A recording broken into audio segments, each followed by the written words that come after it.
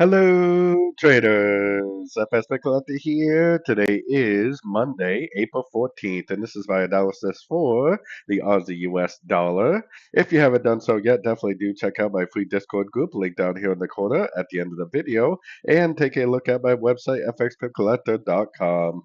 So, anyways, the Aussie has been pushing up really hard, and it's actually been blowing these Fibonacci retracement levels right out of the water, as in it definitely it doesn't really care about those Fib levels.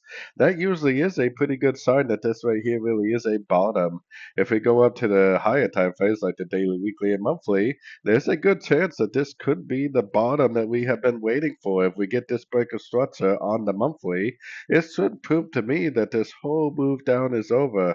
If that whole move down is over, then I would expect to see three waves up for the ABC of Y, which the ABC of Y potentially could last at least a year or more, probably actually years. So keeping that in mind, this is the break of structure, this blue line right here that I'm waiting for the confirmation. Until that happens, we don't 100% know that it's going up, but the fact that it closed so high above the 78% and the fact that it just blew all these other Fibonacci levels out of the water tells me that even if it does pull back, it's probably going to go up and it probably will break structure to the upside.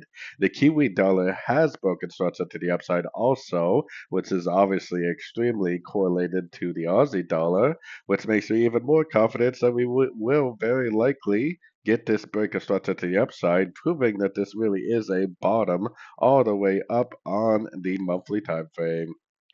So anyways, don't forget to like and subscribe, and as always, thank you for watching and happy trading.